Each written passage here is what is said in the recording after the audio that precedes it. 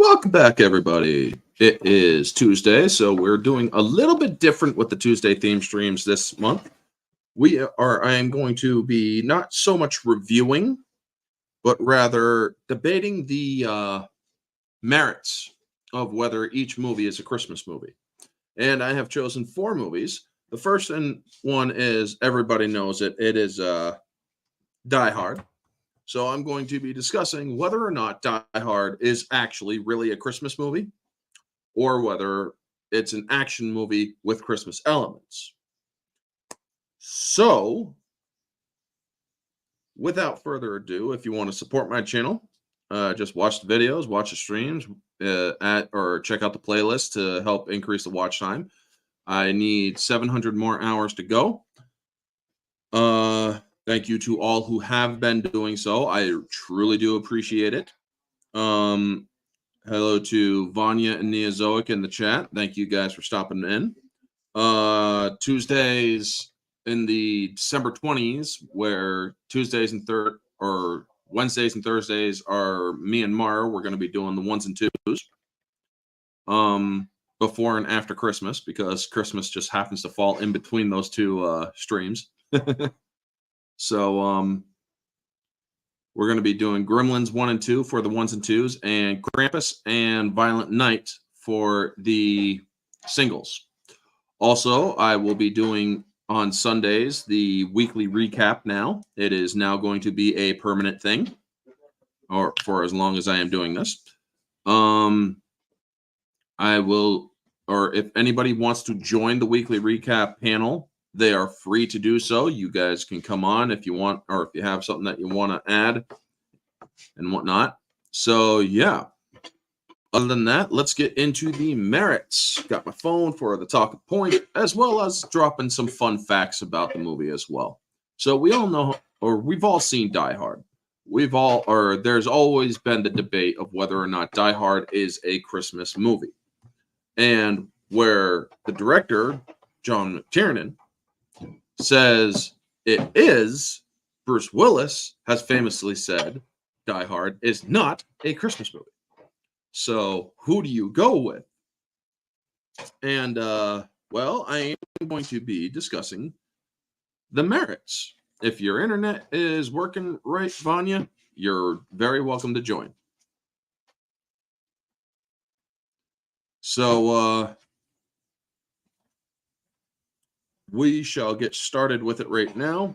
The first one being a fun fact that this movie is actually based on a novel called Nothing Lasts Forever.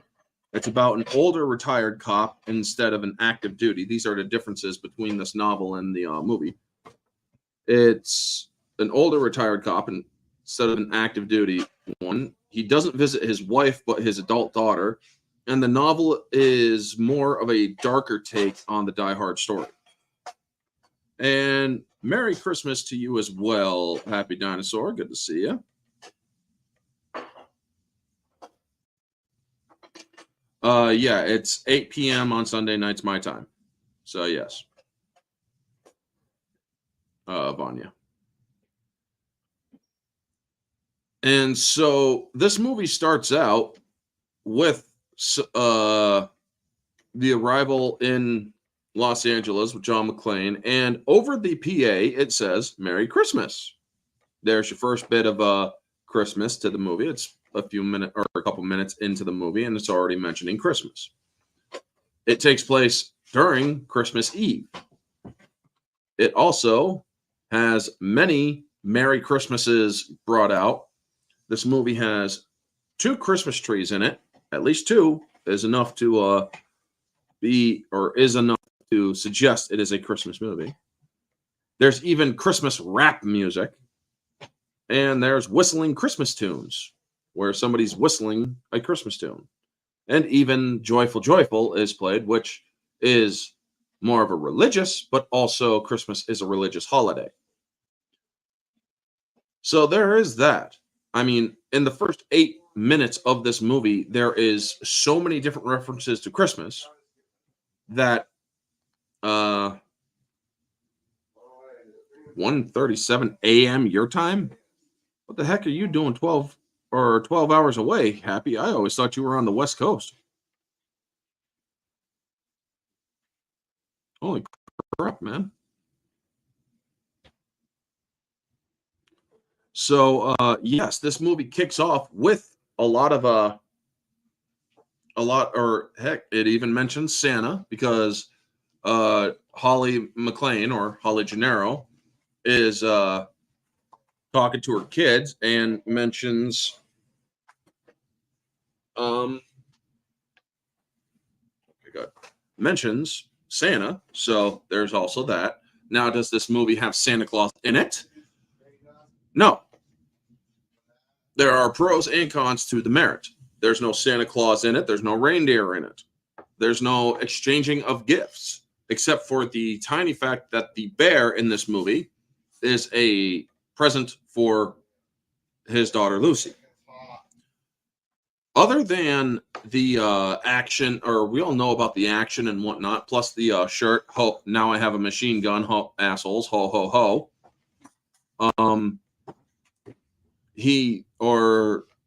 Aside from the Christmas references, the Merry Christmases, Happy New Year's, and the Santa or the Christmas jokes, is that enough to make it a Christmas movie?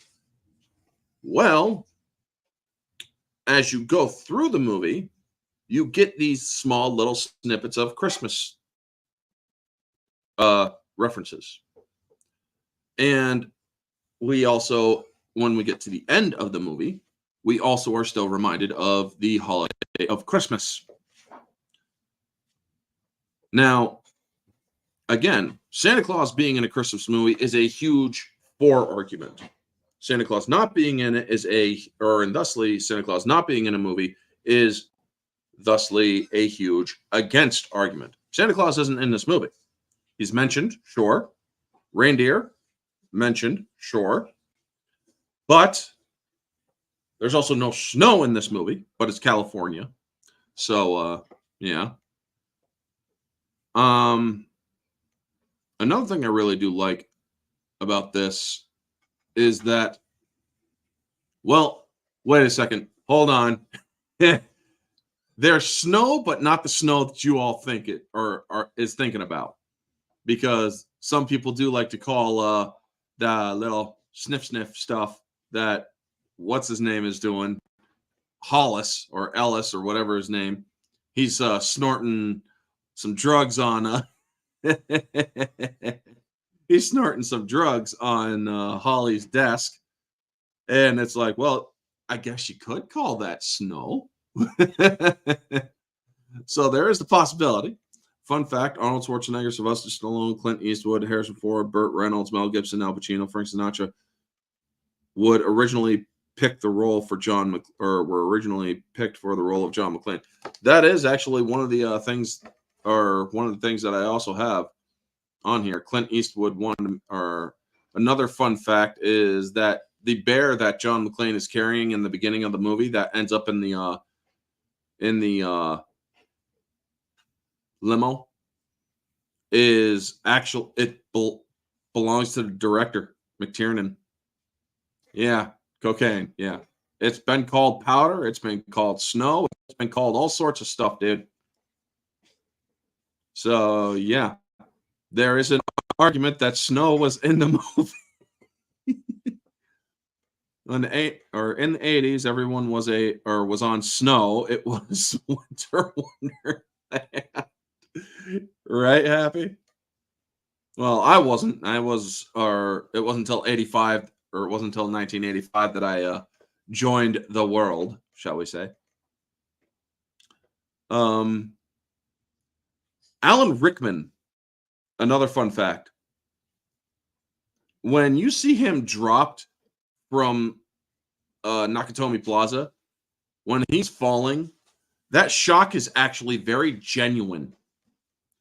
And that's actually because the director said, okay, Alan, we're going to drop you on 3, okay? 1, 2, and then they dropped him. They didn't go on 3, so he also fell 40 feet so that they could get the take. And they made sure that was the last thing to film because they were afraid that Alan Rickman would not want to work with them again after dropping him on a 2 count. So, I mean, I would definitely understand the frustration.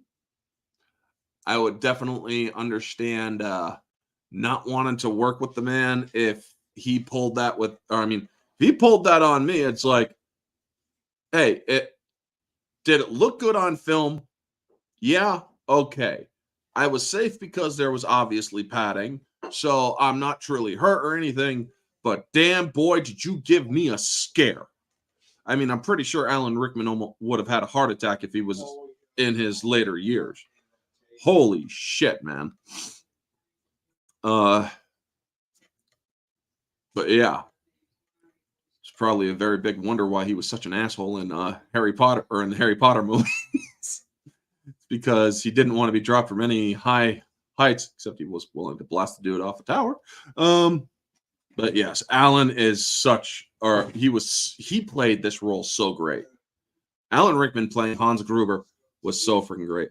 Alan Rickman's first movie role, rest in peace. Yes, definitely rest in peace to Alan Rickman. And I had no idea that this was his first movie. Huh. Well, the more you know, folks. Another fun movie or fun fact is that Clint Eastwood wanted to make his own version of Die Hard. He bought the rights to the novel and planned on adapting it to screen with a more faithful adaptation, with him as the lead. However, for unknown reasons, the movie was not meant to be and did not get released. Just as long as I lived, I wouldn't mind falling from a building. Yeah, right.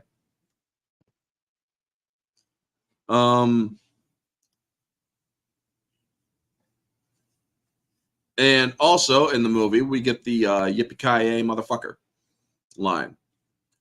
That is, according to Premiere Magazine at the time, the 96th greatest movie line of all time. The 96th greatest movie line of all time is yippee-ki-yay motherfucker. Isn't that interesting?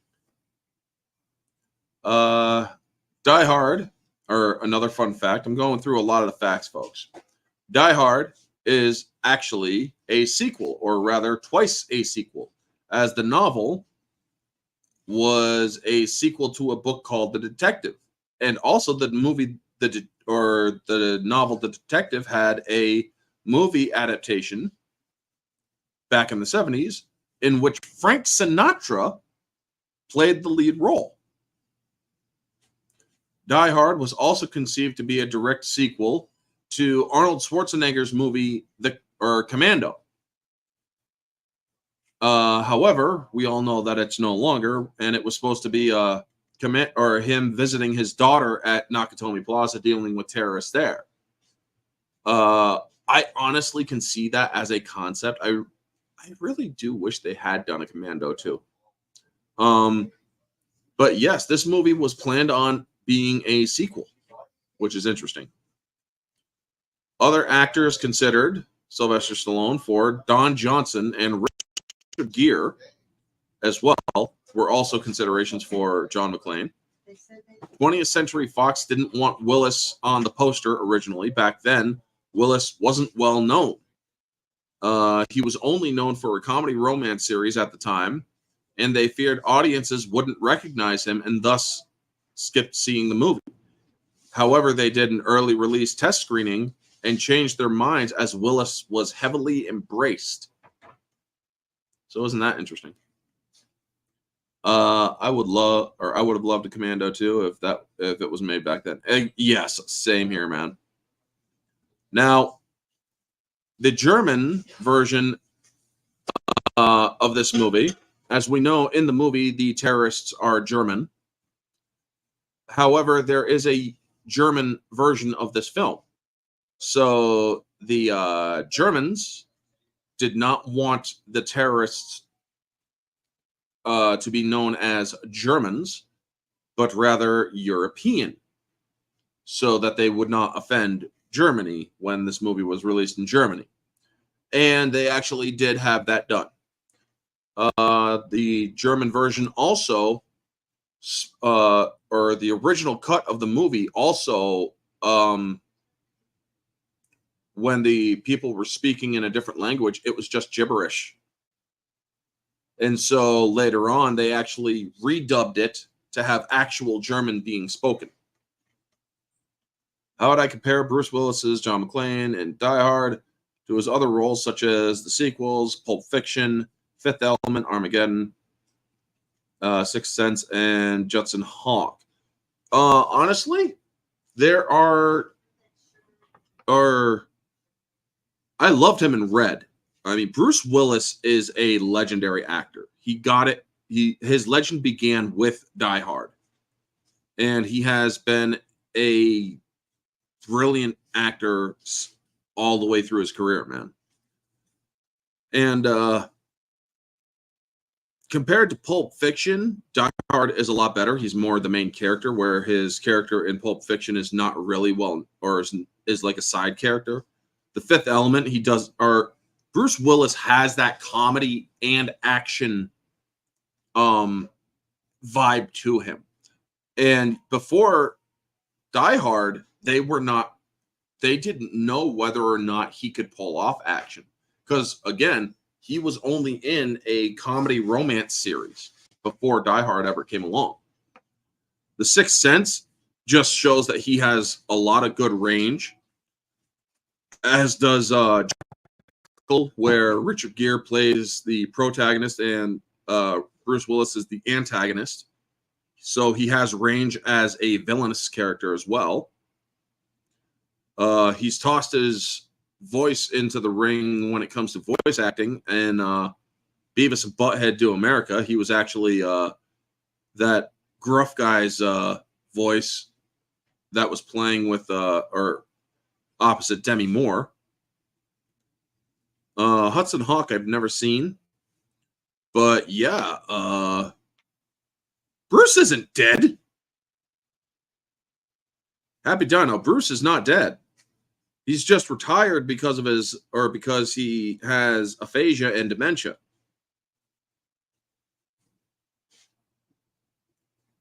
I mean, unless they just dropped that news recently, I am not aware of Bruce Willis being dead. Or yeah, Jackal. What did I say? He's slowly, yes, he is dying, because those will result in death. But yeah, Bruce Willis is not dead. They recently did a video with him and his daughter, but he's still alive, and he's living comfortably right now, from what I know. I mean, last time I checked, he was not dead.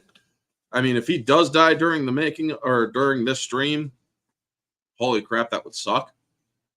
But yeah, he's not dead that I'm aware of. Thanks for scaring the hell out of me, though. Another fun fact, and this is the last fun fact before I get back into the stream of discussing the movie. Foreign movie titles for Die Hard. Are y'all ready for this? You're going to laugh at some of this, folks. In Hungary, Die Hard's, or the translation for it was "Give Your Life Expensive."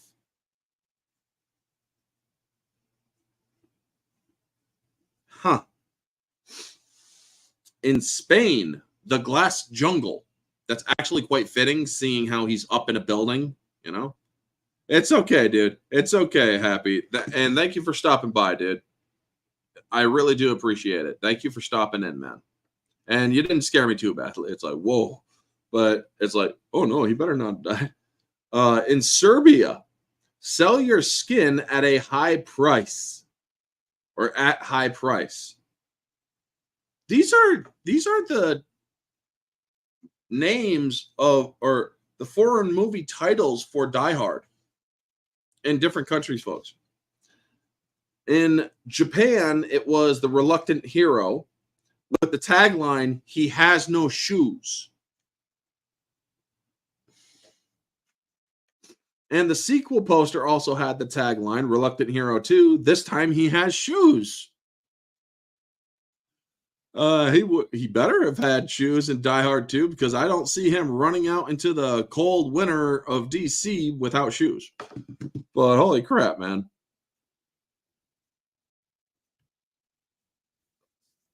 So yeah, imagine being in Serbia and it's like, you want to watch Die Hard?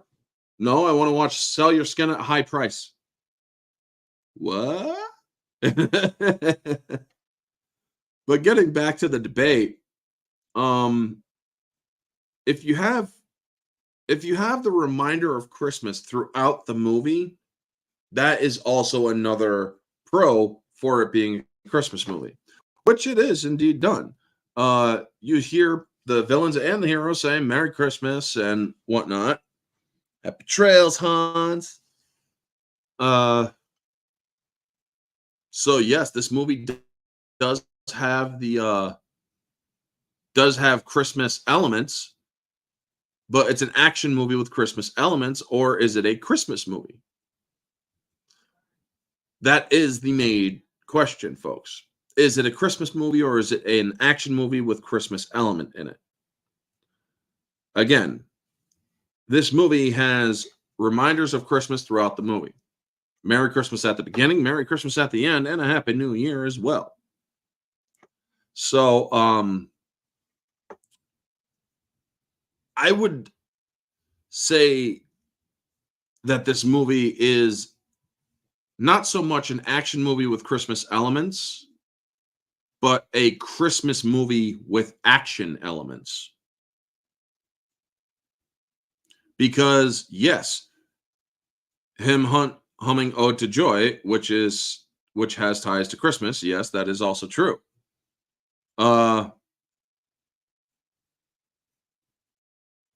Not to mention, like I said, there's even rap Christmas music in this film at the beginning when Argyle is driving John McClane to Nakatomi Plaza. But yes, throughout the movie, Christmas is continually being mentioned throughout. How would I compare Alan Rickman's Hans Gruber in Die Hard with his other roles, such as Severus Snape, Robin Hood, Prince of Thieves as the Sheriff of Nottingham, Sense and Sensibility, Galaxy Quest? Alan Rickman truly shines as Severus Snape in Harry Potter. You hate this character, or if you read the books as well as seen the movies, you understand that Alan Rickman's character is very hated. But then there is such a Rian Johnson twist with what J.K. Rowling did with his character, where it's like the reason why he treats Harry Potter with such disdain is because every time he looks in Harry Potter's eyes, he sees the love of his life. Because he's always seeing Harry's mother, Lily, and he loved Lily Potter. So, in a way, he is protecting Harry by also preparing him for the harsh realities, you know? And Alan Rickman, not Alec, but Alan Rickman, played that very well. I mean, he plays it, or he's a very professional actor. And I do believe one of the kids from Harry Potter, when they were a little bit older, ended up fucking up one of his cars. And I could understand why he was not happy about that. But Galaxy Quest, I thought he played a good role. He has a very physical way of acting. He's a very physical actor, Alan Rickman. So when he goes, or there's a moment where he gets right up into Holly's face, and he does that a lot. He's very gesturing in his roles. You see it in this movie. You see it in minutely in Harry Potter, where he's much more subtle with his gestures. You you see it in Robin Hood, Prince of Thieves, where he's very physical with his movements. And I thought that he did very well with that as well. So yes, Alan Rickman in this movie, which was his first on-screen appearance or his first major motion picture, I thought he did very well. He played it very well. He executed his lines very well. Alan Rickman, and I'm not saying this because he's dead. I'm saying this because it's the truth. Alan Rickman is a good actor and was a good actor. He's obviously not acting right now unless he's acting up in a production in heaven. But yeah, he was a very good actor. And I thought he did wonderful as Hans Gruber in this one. And another thing I like about this movie is when you have somebody like Bruce Willis who came off of comedy, a Brit playing a German and did an English accent so good. Very true. Very true. He didn't sell the German bit, or he didn't sell the German accent at all. But I still think he did a good job with it. Also, Hart Bocker, Harry Ellis, is the same guy who voiced Arthur Reeves from Batman Mask of the Phantasm. No shit. Well, the more you know. But my God, dude, when Hollis freaking goes to, or when Ellis freaking goes to Hans and tries to, and basically gives him the skinny on Bruce. Bruce played that so well because Bruce, he's like, when the guy says his name and he's like, I have someone very important that was at the party with you tonight. He thinks that his wife has just been caught. And then when he hears Ellis's voice, it's like, I was like, Ellis, what are you doing, dude? Or Hans, I don't know this guy. And he ends up getting Ellis killed because, well, Ellis was kind of a stupid idiot. Rickman played such an iconic villain. Yes, he did. Yes, he did. And God, what was the actor's name?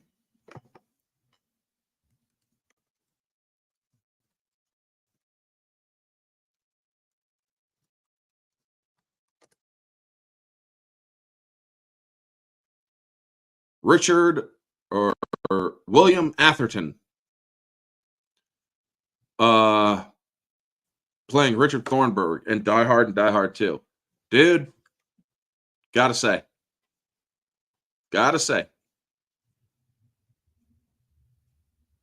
A lot of people hate him.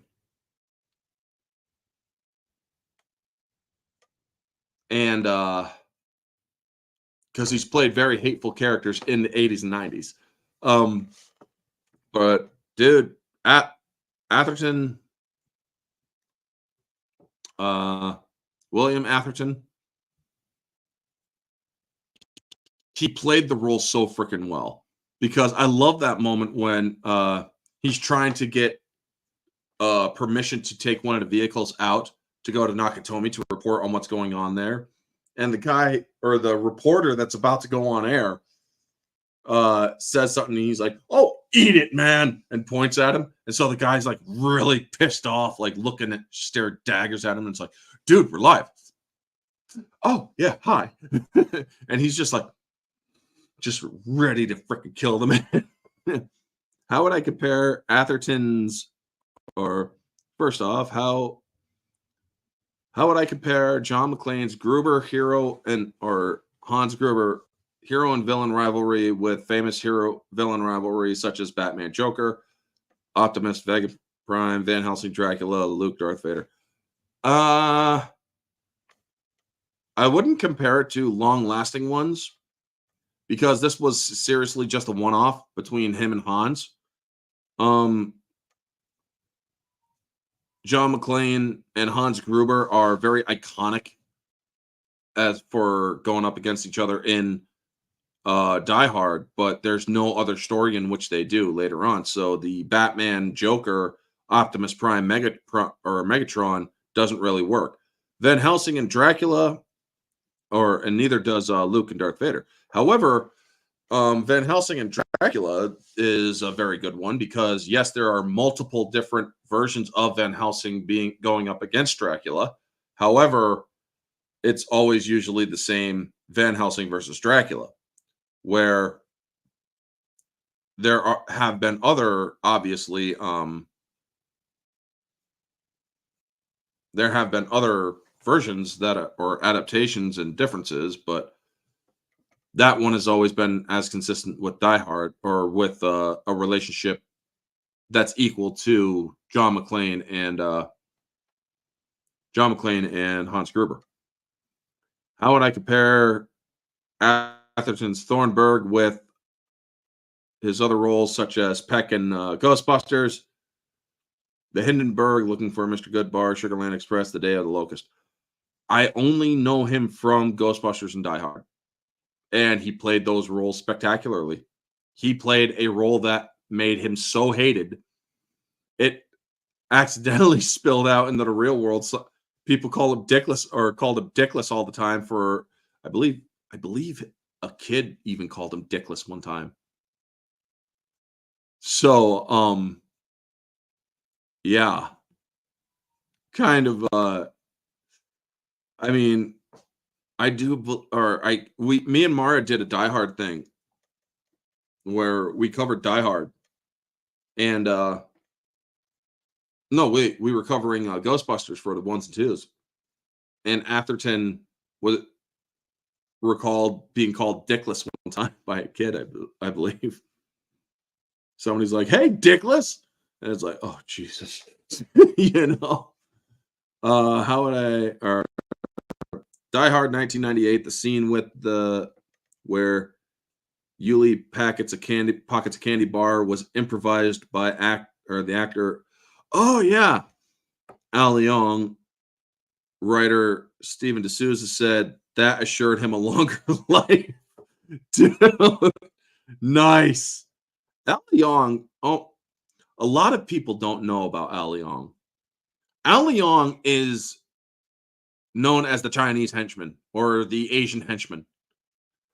Lethal Weapon, Die Hard, Big Trouble in Little China. I mean, I'm pretty sure you will see him in a bunch of other movies as well. And he just does such a good job in those small little roles because he just has that face that looks like a henchman. And that is typecasting, yes, but not racist at all, because people are going to be like, "Oh, stop being a racist." Fuck off. The man embraced it. He had no problem with it. He enjoyed the roles he was given. And I thought that he did a wonderful job, even in this one, as small as it was. And so, yeah, he's also a good actor. What does he look like today? Because pretty sure Al Leong today.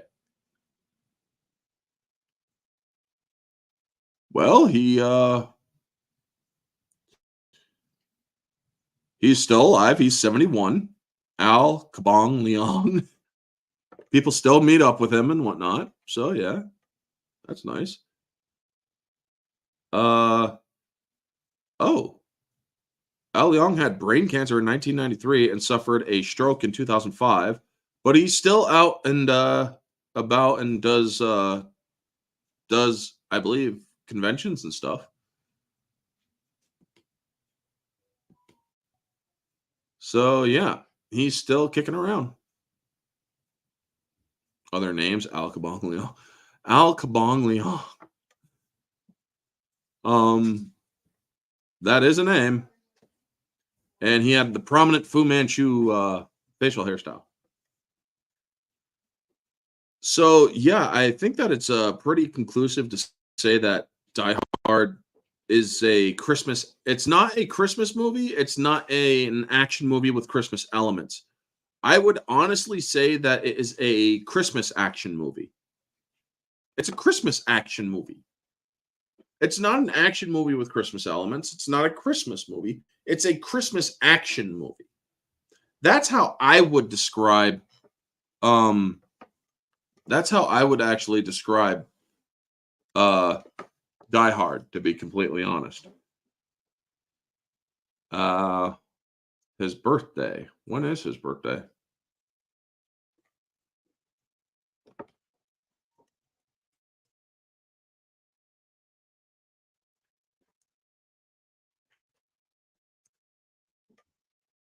September 30th.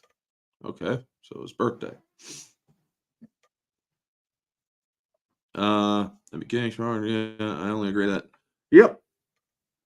Yep. Hey, no need to apologize. No need to apologize, Neozoic. You were asking a question, and I gave an answer to it. No need to apologize for asking a question. But yeah, I would describe Die Hard not as a Christmas movie or a action movie with Christmas elements, but I would actually marry both and say that it is a Christmas action movie, Christmas/action. So that's not me middling the road. That's actually me giving my honest opinion. It's a Christmas movie and it's an action movie. It's both. It's a Christmas action movie. I mean, you have all the Christmas elements. You have the Christmas tree. You have the mention of Santa. You have the family element because he's saving his wife and his kids are in it. You've heard talk of Santa. You got Christmas jokes. Got Christmas music. You have Christmas references. Merry Christmas is said at least more than once in this movie. So yes, it's a Christmas action movie. How would I compare Michael Kamen's Rest in Peace score with Die Hard with his other scores such as Lethal Weapon, Event Horizon, X-Men, Iron Giant, Let's Kill, Band of Brothers? He did Lethal Weapon. He did X-Men and the Iron Giant. He did some pretty good music. Michael Kamen sounds like he did a good. I mean, according to what you put on here, Neozoic, that man did some pretty good music.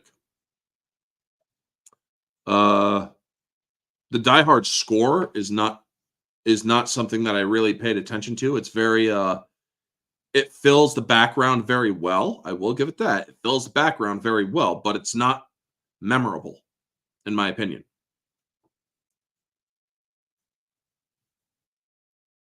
I think people forget there are many great character actors like Al Leong, never the megastar, but embraces the roles they get when acting was a profession. Exactly. But yes, I am going to wrap this up. This is not going to be a super long one because I'm not going through the movie scene by scene. When it comes to Die Hard, the official consensus is it's not a Christmas movie. It's not an action movie. It's a Christmas action movie. So yes, people can say it's a Christmas movie, but honestly, I think that they should say it's a Christmas action movie because you have those Christmas movies that are all over fucking Hallmark that I can't stand. Then you have the Christmas action movie, the Christmas horror movies. You have the Christmas science fiction movies. And you have those other movies that are of different genres that take place during Christmas. One could argue that because if you're simply just going by the fact that it takes place during Christmas, well, then Prometheus is a Christmas movie. Freaking another few movies on this list can be simply Christmas movies. But anyway, folks, that is going to be the stream for this one. Funny headcanon. After the events of Die Hard 1 and 2, Sergeant Al Powell, Reginald Vell Johnson, moved to Chicago, changed his name to Carl Winslow, and had to live with his annoying neighbor, Steve Urkel. Oh, dude, seriously. Holy shit. Oh, wow, man. That was good. That was good. Dude, Neozoic, that was freaking great, man. Fun fact. Robert Duvall, Colonel Kilgore, Gene Hackman, Lex Luthor, Lawrence Fishburne, Morpheus, Wesley Snipes, Blade would originally pick for the, or would originally pick for the role of Sergeant Owl Powell, or for Sergeant Powell. That's actually pretty cool. I had no idea. So next week is another famous 80s Christmas movie, which is going to be, or debatable Christmas movie, rather. Hold on. Got to get something up here. Plug this thing in. Lethal Weapon, folks. Next week, I will be discussing whether or not Lethal Weapon is indeed, is it a Christmas movie, or is it an action movie that takes place during Christmas? And folks, I will be watching that movie thoroughly, measuring how many Christmas references are in it and whatnot. This movie has a bunch of Christmas reference in it. So it's a Christmas action film. So yes, it is technically a Christmas movie. Sorry to Bruce Willis for disagreeing with you. But anyway, folks, thank you to Neozoic, NB Geeks, Vanya, and anybody else who was in here. Happy Dino 8000 for stopping in. Tonight, Odin is going live, I do believe. If not, or watch me on the Barroom Podcast on Society Reviews channel. This movie, or we will be discussing all sorts of Hollywood psychopathy and insanity. But yeah, Die Hard is a Christmas movie. So it's a Christmas action movie, to be more specific. But yes, thank you all for tuning in. Y'all have a wonderful afternoon. See you all tonight on Society Reviews channel for the Barroom Podcast. This has been Orange Hat, folks. Y'all have a wonderful day, and always remember to stay humble.